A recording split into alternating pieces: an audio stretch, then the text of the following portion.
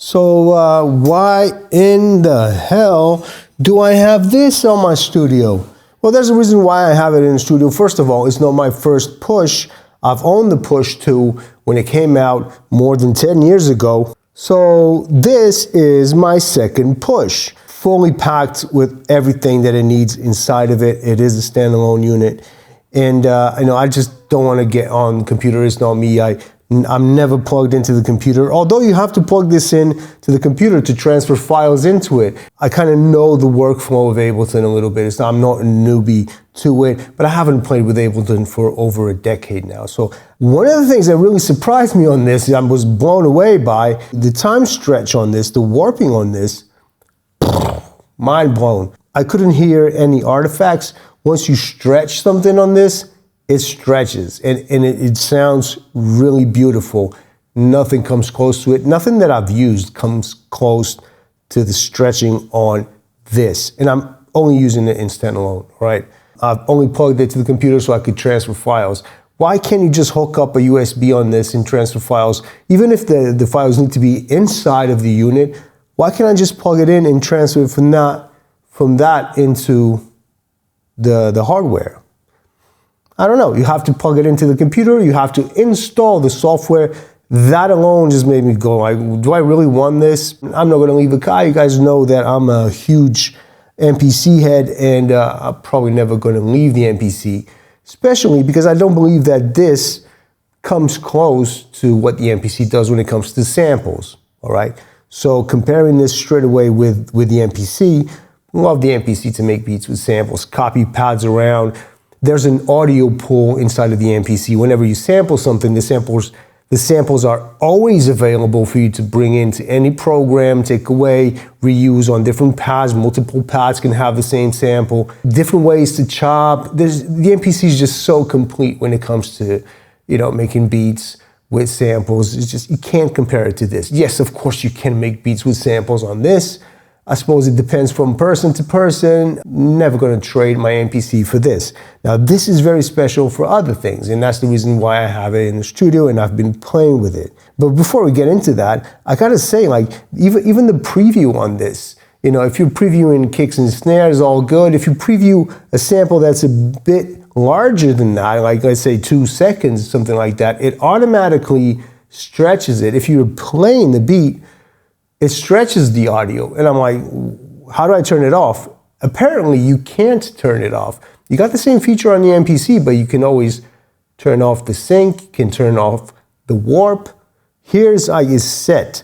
So it's very annoying to be making like a drum loop and then going into the browser and trying to preview a sample, and they're always waiting for the loop to reset to trigger the sample in the preview, and it always warps it. And that's something that I never want to use because I always like listening to the sample as it is. So again, for sampling, using samples, I'm sure in the future they might come up with an option to turn that off, but I was very surprised on some of these things that, you can't just turn off the warping or none of that stuff. It doesn't seem that you can load multiple samples into a drum rack at once.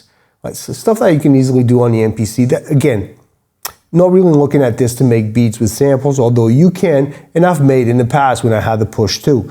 I think I've made an entire beat tape on that. Made a lot of beats with it. Why do I want it? I mean, sound designing, that's what I want this, right?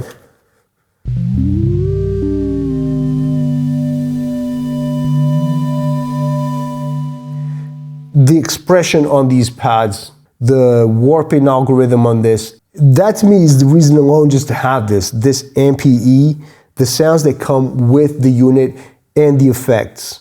I've been playing with it, and for a sound design thing, it's awesome. It's great. I wanted it to be a machine that would sit in the studio, not so much for beat making, but for sound design. You got a melodic sequencer in here, you got a step sequencer, much better than the step sequencer on an MPC. I love a step sequencer. When it comes to sound designing, this thing just steals the show, does a much better job than the MPC. Now, the MPC is going to come close to this in the future, I believe, because they're getting that, the MPC pads. It turns the 16 pads into 64, so it's pretty much like the same layout.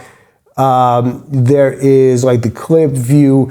The MPC is getting a lot close to what this is. And at a certain point, I kind of even see the two doing the same thing, because they ditched the programs and now it's all like clip based with an arrangement view. So it's getting closer and closer to what this is. So why have this if the other one's getting closer to this?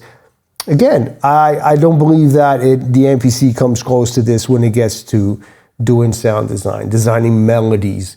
The sounds on this, the effects on this, they're very different from the effects on the MPC. At a certain point, I will do some comparison and I'll play some of these effects as well. Again, I'm new to this.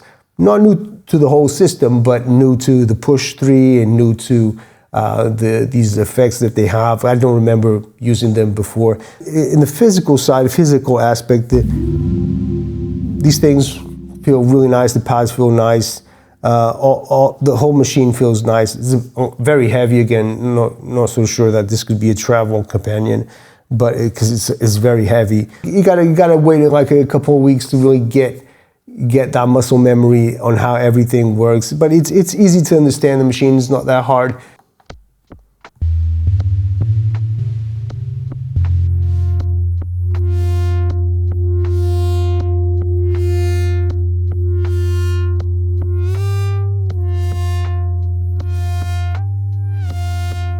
You know, yeah, it offers something.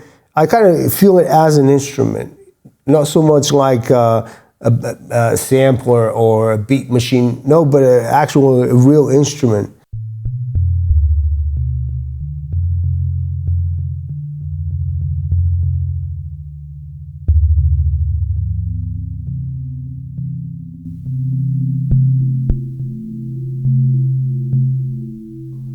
Just beautiful. Love it.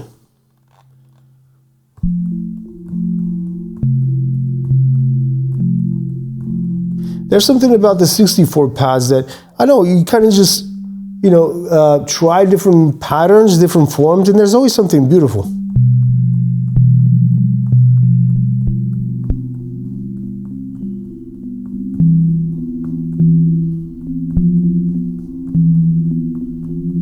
There's always something happening with this layout.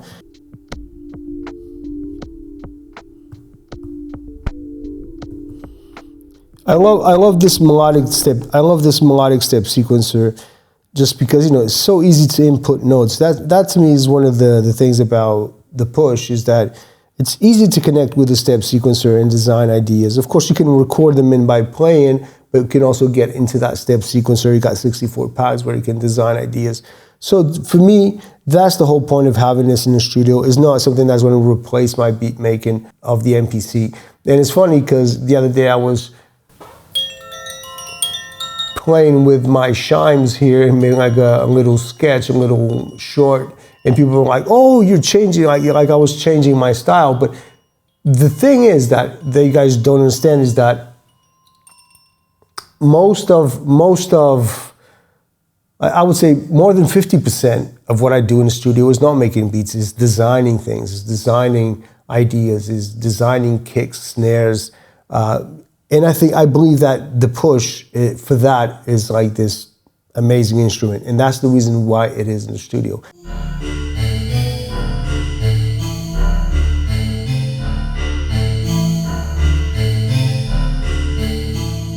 I mean, wherever you go on the machine, there's a lot that you can do. There's always very inspirational sounds that you can just pick up from there and go. That was it, man. That's kind of like my first impression in my first weeks with the Push 3. And let me know, where should I go with it? Like, what should I learn? I'm very new to it. I know there's a lot of people using it. If you got any questions about it, maybe, or teach me something as well. I would love to hear things about the machine that I can do that, of course, I don't know, because I'm very fresh to it. That's it, man. Thank you so much for watching. All right, I'll see you on the next video. Bye.